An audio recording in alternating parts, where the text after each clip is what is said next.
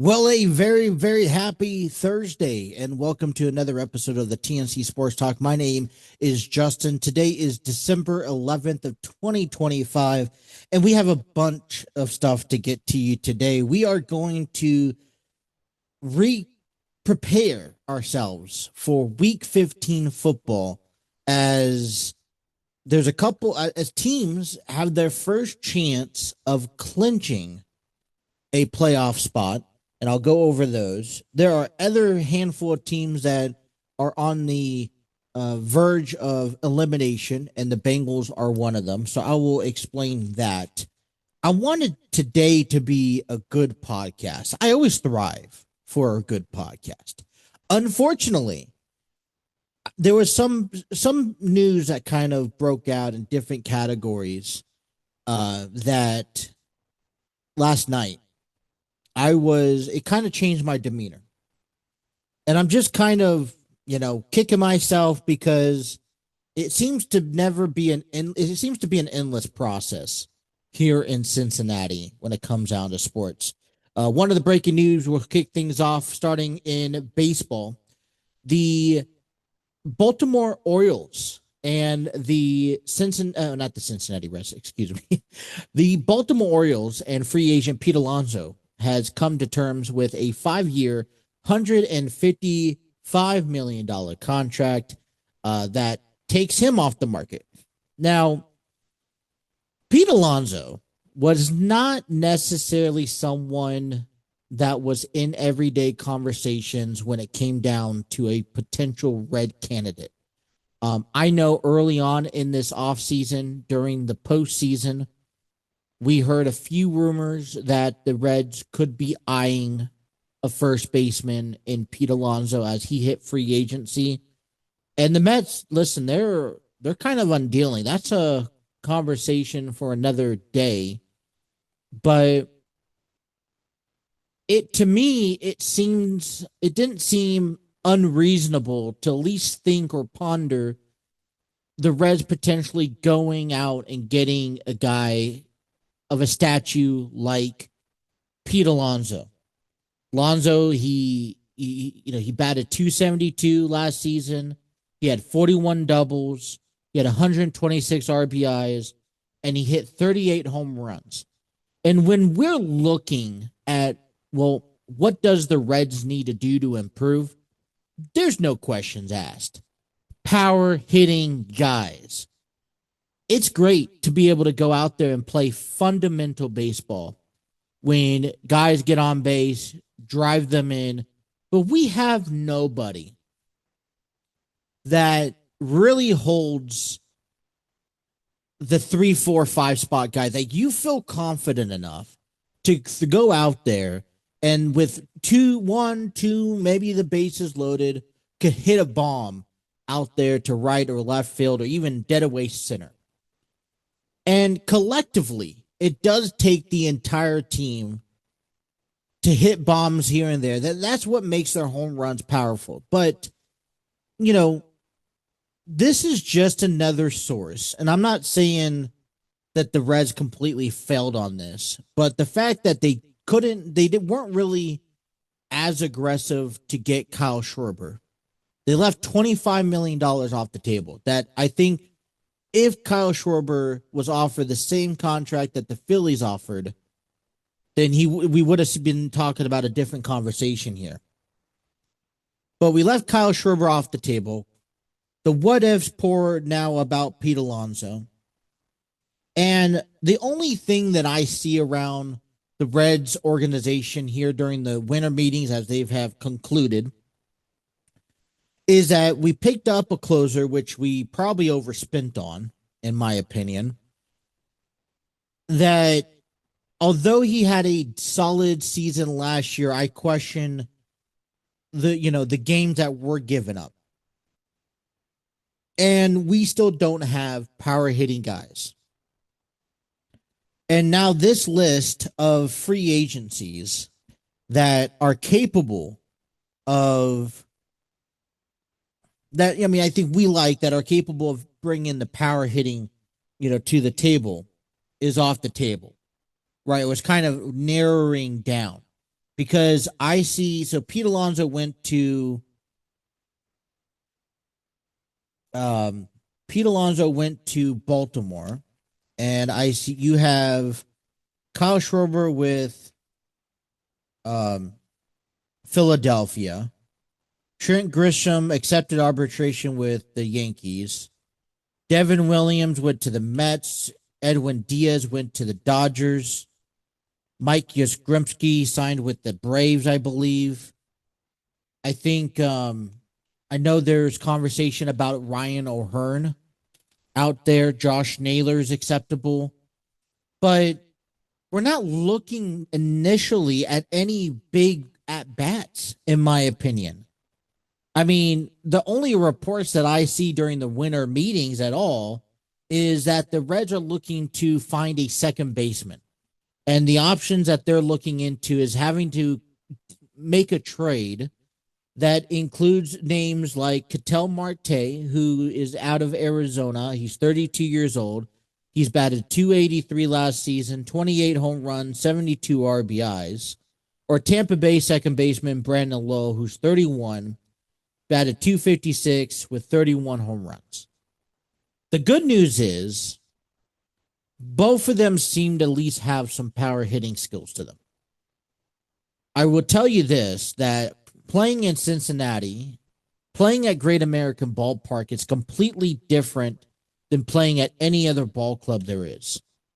It brings its own uniqueness. The humidity doesn't carry the ball as often, keeps it short, and your body really has to be able to adjust to the weather out here in Cincinnati. And look, Chicago, they deal with the snow.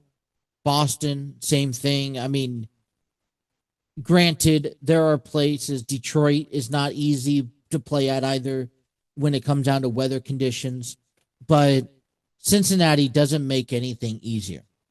So my question I ask is, I wanted to re-dive into this possible contract that we missed on Kyle Schwarber.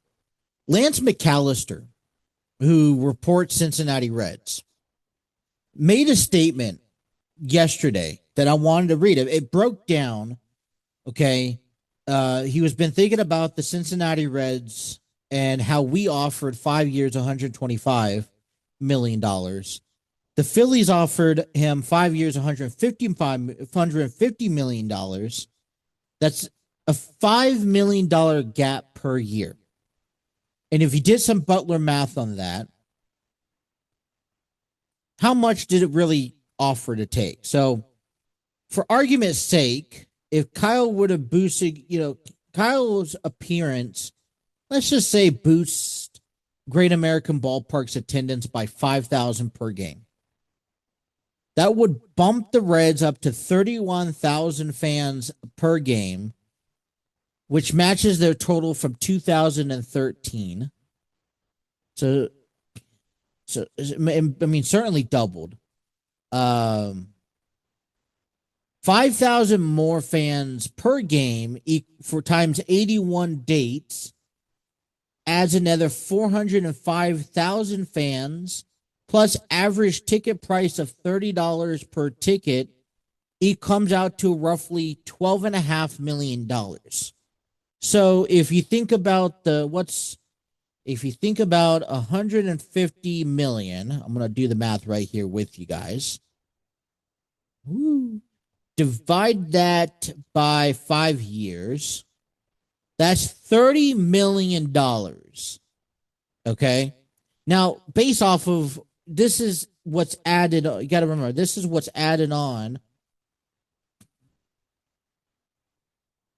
So we take $30 million. That's a season for Kyle Schwarber's contract.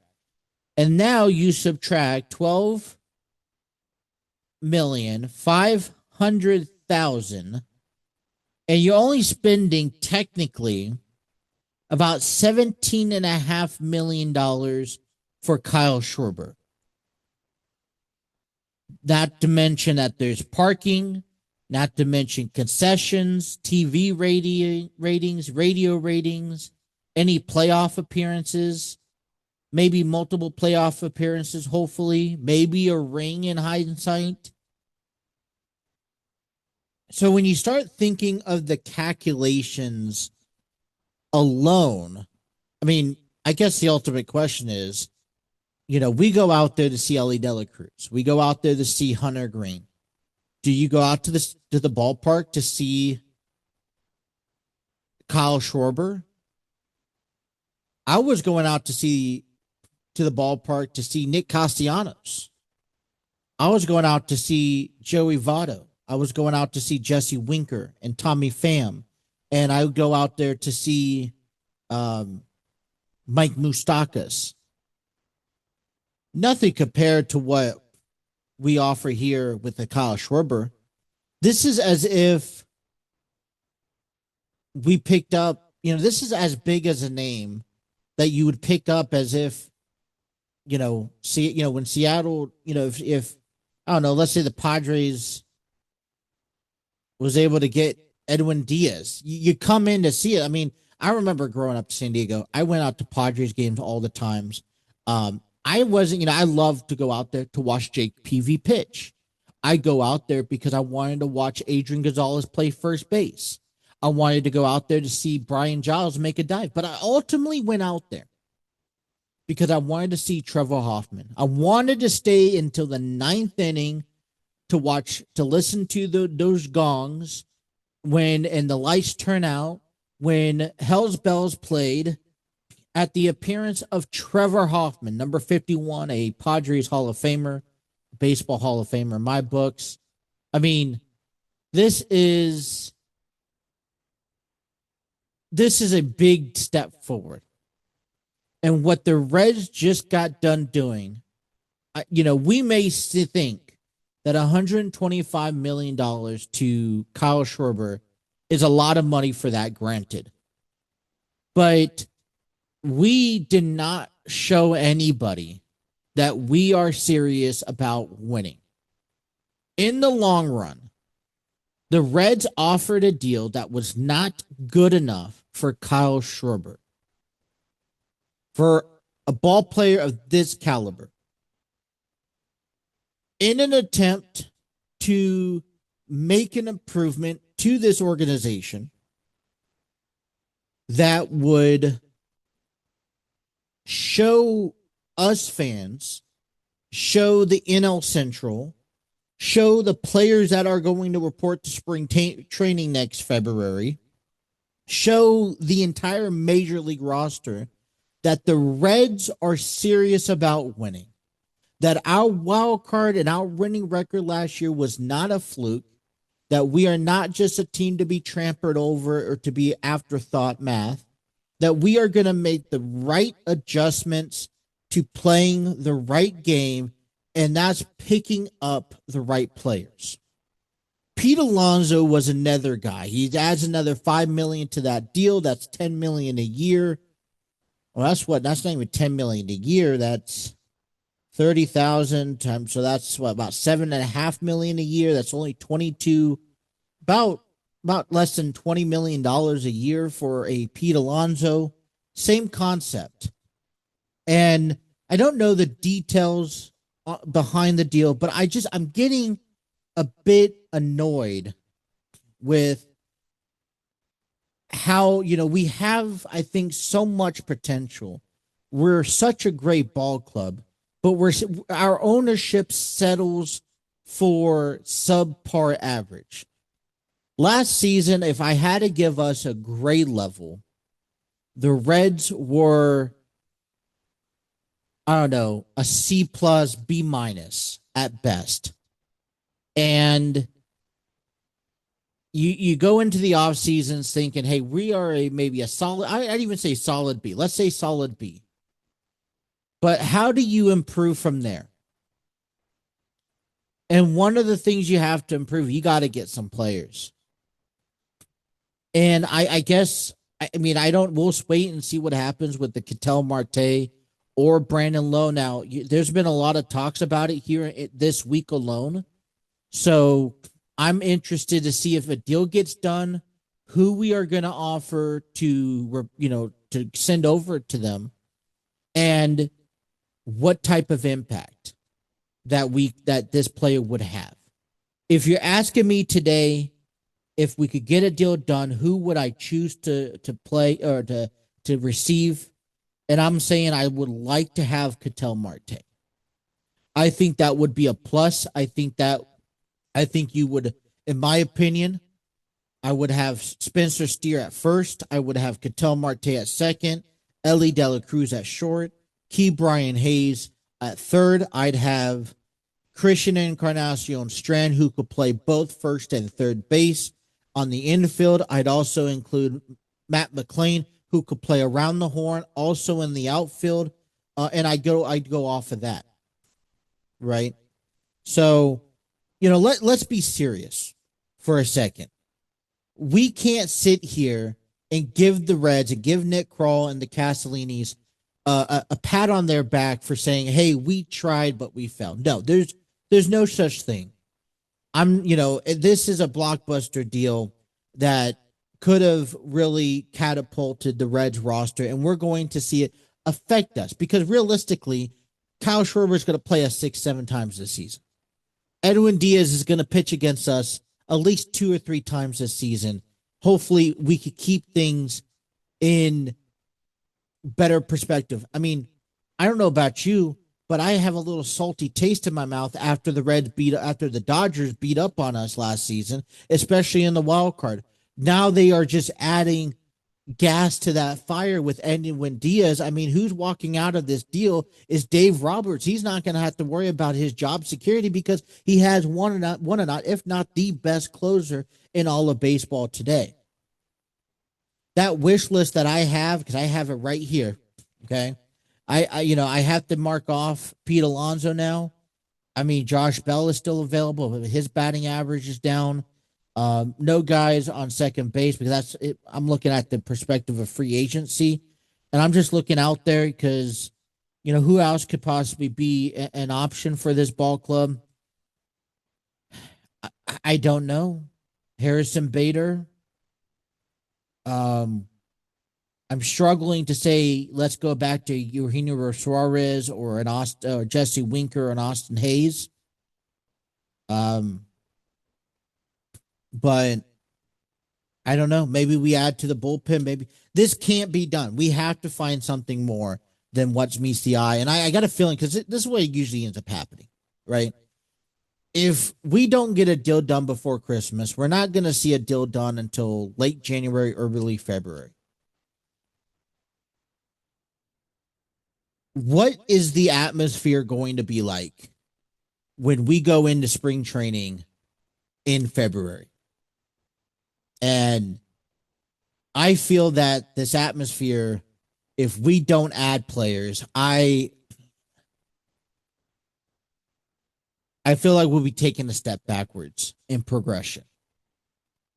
But, man, some big news coming out of baseball yesterday, wrapping up winter meetings. The Chicago White Sox get the first round in the Rule 5 draft. And I guess we'll just have to see, but we're missing out on some clear opportunities here, so to speak. So, all right, before we get into the next topic here, Lighten Studios is kicking off with the 2026 with their new theater production called Grassroots. Come check out their performance at the Artsville Theater in Cincinnati, Ohio, from February 20th through March 1st. Tickets still available by visiting TicketTailor.com. A link in the description will be provided below. Alrighty, look, Joe Burrow. Forgot about this. I didn't really catch this until afterwards. This is how much I'm into it. But Joe Burrow, happy belated birthday to the guy. I just want to take a moment and just reflect what Joe Burrow has done for this organization.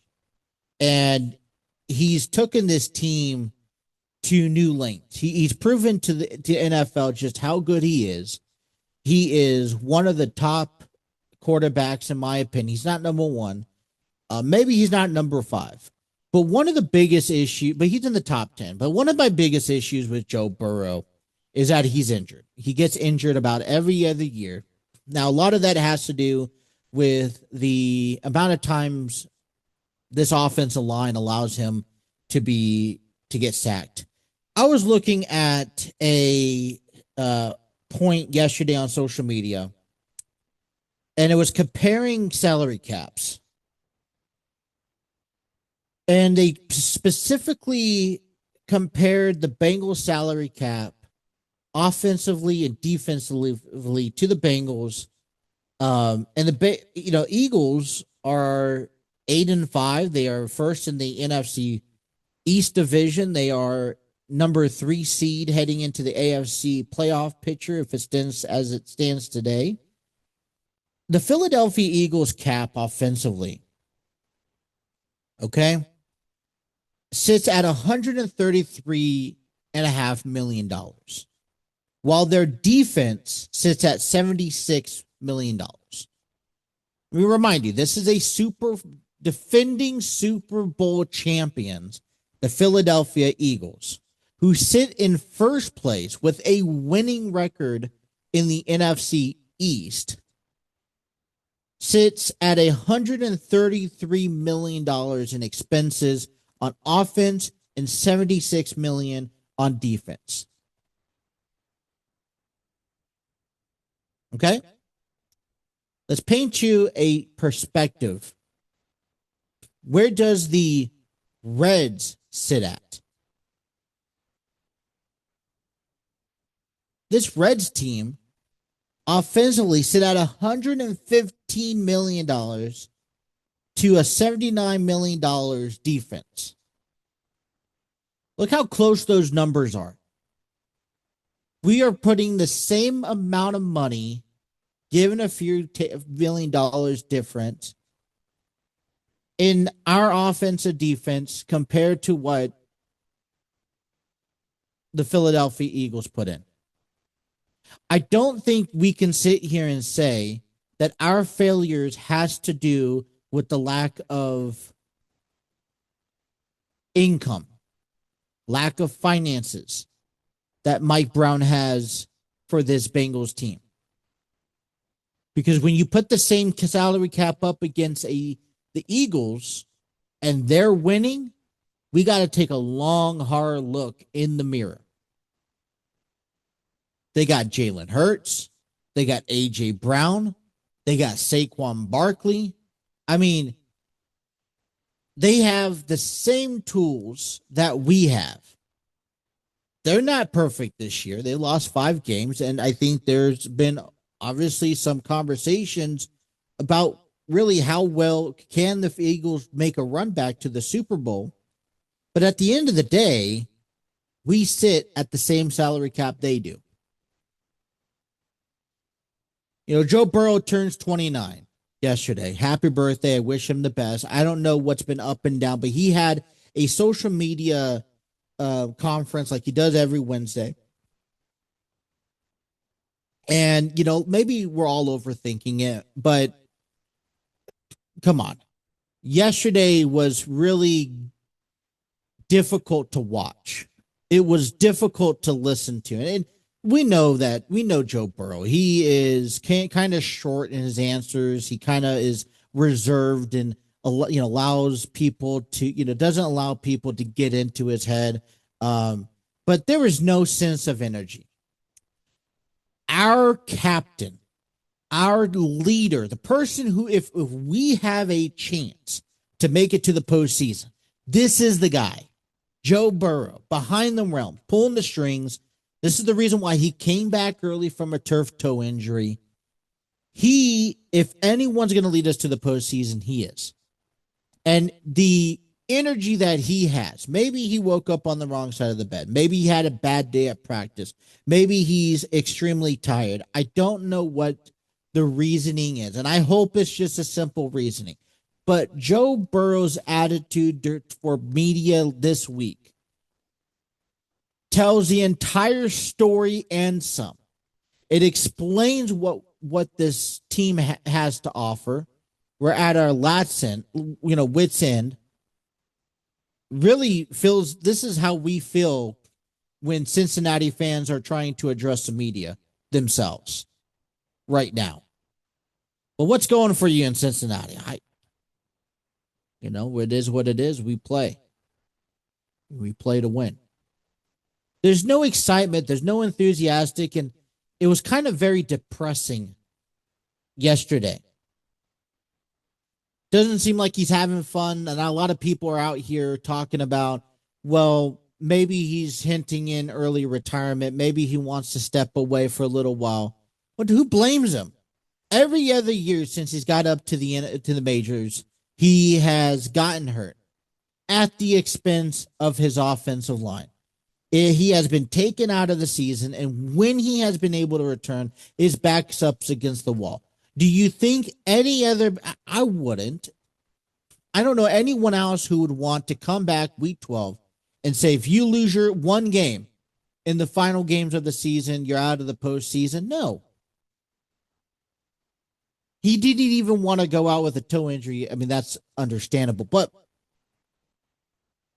at the same time, the bigger question is that he's still this team. If there's any hope, if there's any fate in this Bengals, maybe Joe Burrow's future, his body language, his tone, his statements yesterday, his press with the media yesterday tells a lot between the lines. And whether he denies it or not, it seems like Joe Burrow's not happy. Maybe he's not happy with the team's performance. Maybe he's not happy with Zach Taylor. Maybe he's not happy with the fan base and the lack of support, or, hey, why are you supporting this? I don't know. Maybe he's not happy with the record and the results that he's in, or the situation that this Bengals team is in, because he comes here to win. He didn't come in here to be the next Andy Dalton for the next decade. He came here to win.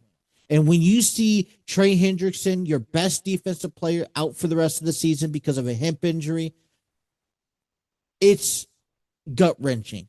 When you see T. Higgins back out with a concussion after he had an incredible game last week against the Bills, it's gut-wrenching. I mean, you're putting yourselves, your backs up against the wall, heading into final weeks of the season where you don't have room for errors. You don't have room for mistakes.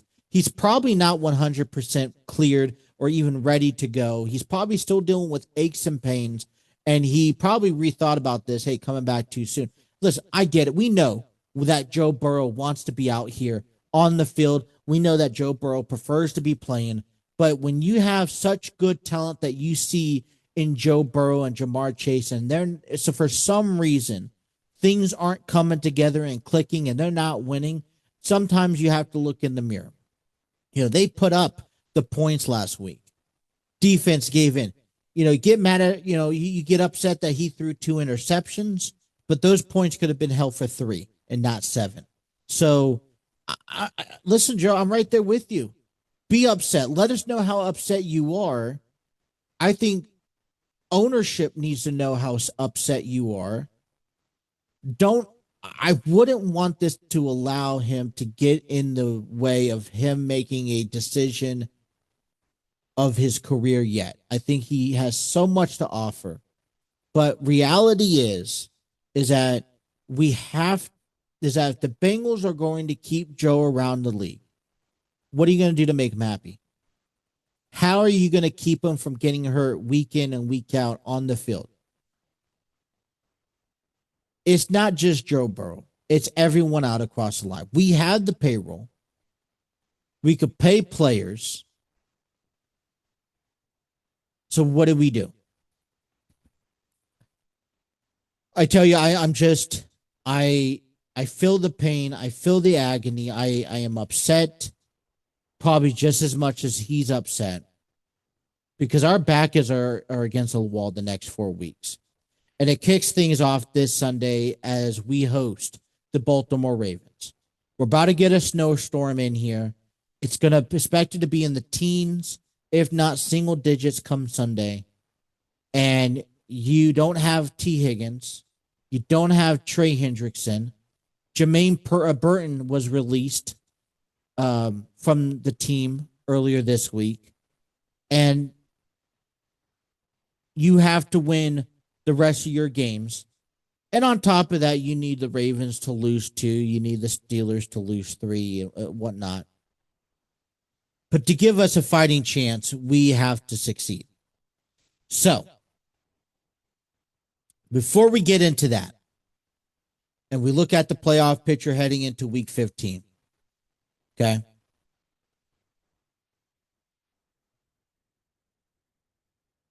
Look, I want you to be heard on this podcast. This podcast is meant for you. It's meant for the community. I want you to come in here and be able to express how you feel. I want to be able to have these sports conversations with you about these topics and really get different perspectives. So if you want to be heard on this podcast or you're interested in even becoming a future guest, be sure to reach out to me. Okay. Go through the TNC Sports Talk YouTube channel. That's the best way for direct contact. And reach out to me and let's talk. Because this show is about you as we talk about sports. We can talk about all the updates and highlights that we want to talk about on this show. But I invite you and I encourage you to come out here and give us reach out to me. Let me know what you guys think about these conversations. Week number 15 is among us. Tonight we have Thursday Night Football, Atlanta Falcons, Tampa Bay Buccaneers. There are a few teams that I will explain here in a moment that can clinch a playoff spot. One team can clinch a division with a victory this weekend, so we'll talk about that in a moment. As week 15 approaches, if the playoffs will start today, this is how the standing lies. In the AFC, we have the Denver Broncos have the number 1 seed, but they're tied with the Patriots at 11-2 record. We have the Jacksonville Jaguars with the 9-4, and the Pittsburgh Steelers 7-6. Our wild card, the Chargers 9-4, Bills 9-4, Texans 8-5. On the outside looking in, Indianapolis Colts with an 8-5 record, Baltimore Ravens, Kansas City Chiefs, and Miami Dolphins with the 6-7 record. Over in the NFC, the Rams hold the number 1 seed with the 10-3 record, followed by the 9-3-1 Green Bay Packers. The Eagles have an 8-5 record. Buccaneers have a 7-6 record. Wild card, Seahawks have a 10-3 record, followed by a 9-4 49ers, and then the Bears. On the outside looking in, we have the Lions at 8-5, Carolina 7-6, Dallas 6-1, Minnesota's 5-8. Look at this list, and we look at Miami, Kansas City, Baltimore. If any of them lose, and Houston or Indy could pick up a victory, they're eliminated from the wild card position. Minnesota's flirting a loss against the Cowboys this Sunday Night Football. This Sunday Night Football is going to be between the Vikings and the Cowboys at AT&T Stadium. The winner may keep their position alive in the postseason for a postseason battle. But you have to win. The loser goes home. Plain and simple. Bright as day. There's no chance to go around it. So there's a couple eliminating games. A part of those eliminating games we've mentioned, the Bengals are on verge of elimination. They're not in the wild card. It comes down to the division. They need to win out. And the best that starts off with a victory against the Baltimore Ravens. They've already beaten them on Thanksgiving, so it's not unideal to beat them again. If they could beat them, they'd move to 5-9. The Ravens will move to 6-7. Miami and Pittsburgh has a Monday night game, and Pittsburgh needs at least lose 3 of the next 4. And this is the challenging part because Pittsburgh, out of all the schedules in this division, Pittsburgh has probably one of the most easier schedules. After Baltimore, it should look like Cincinnati should pick up the final 3 wins of the year. But if they don't win this game against Baltimore on Sunday, the best they could do is 4-10 or 7-10. Excuse me. And that's not enough for a division victory. Baltimore moved to 7-7. They will need to beat the Pittsburgh Steelers. So if, let's just say, Cincinnati wins and they could win out, they move 8-9. Baltimore means that they lost against Cincinnati, so they move 6-8. They would have to beat Baltimore or Pittsburgh on the final game of the season. That moves them to 7-7. They have the Packers and the Patriots coming up after in between. They would have to at least split to be 8-9. If not, lose 2. Pittsburgh, the Steelers have to lose. No questions asked. They have to lose at least 3, if not 4 games to be eliminated from the postseason. AFC South, Jaguars, Houston, Indianapolis. Let's remember that the Jaguars beat the Colts last week. Daniel Jones went out. Phillip Rivers questionable for Sunday as he came out of retirement to join the Colts in a desperation factor of the Colts keeping this miracle season alive for them. Remember, this team started off 7-1, and now they're facing third in the South. They take up a tough challenge because the Colts have one of the toughest divisions, one of the toughest schedules heading into the final stretch of this season, as they got to face the Seahawks, the 49ers, Jaguars, and Houston, all which are winning records. The Chargers have a golden opportunity to eliminate the Chiefs from the postseason for the first time in 10 consecutive years. You've heard that right. The Chargers have the opportunity of eliminating Kansas City Chiefs by beating them today or this Sunday.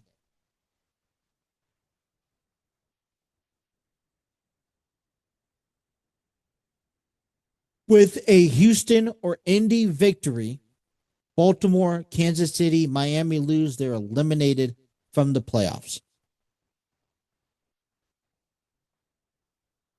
So, there are a few teams that can clinch this weekend, and hold a playoff spot. So, first team, the Denver Broncos. Well, how can they clinch a playoff spot? Is by beating their game as they hold that as their home to Green Bay, or they would have to tie with the Jacksonville or Chargers loss, a tie with Houston or the Indianapolis Colts tie or loss, or the Colts and Houston need to tie or loss, but they both can't do the same. It becomes very problematic, so you got to bear with me. The Patriots can win a division championship for the first time since Tom Brady if they beat the Bills this Sunday. That's at 1:00. Or everything else or if they can do everything else that that Broncos team scenario as also hold. The Rams are also a team who could clinch a playoff spot. All they do need is a win. Teams that are so far eliminated already: New York Jets, Cleveland Browns, Tennessee Titans, Las Vegas Raiders, Washington Commanders, New York Giants.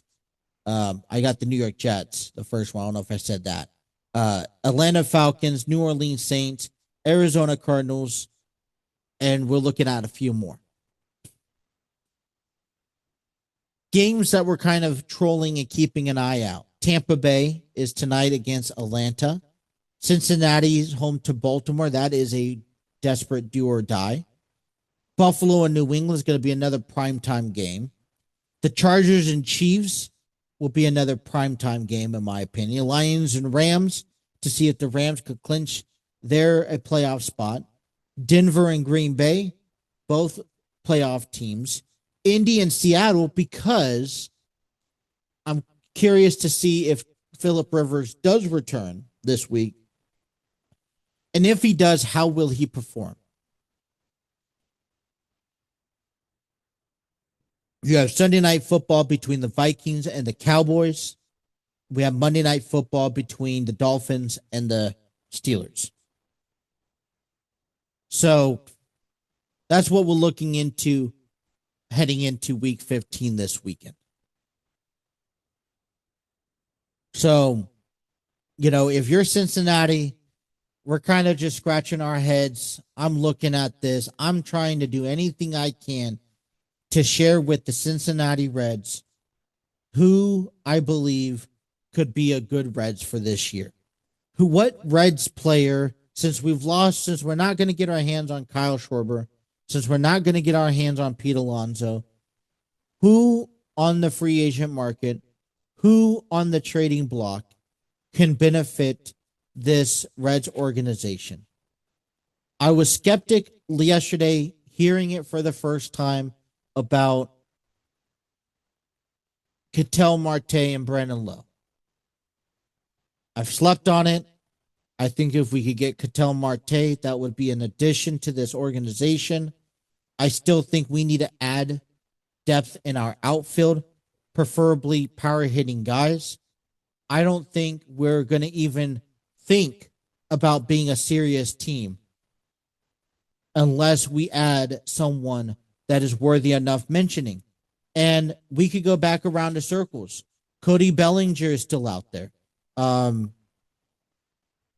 Josh Naylor, Ryan O'Hearn, Larissa Rise, Eugenio Suarez, Kyle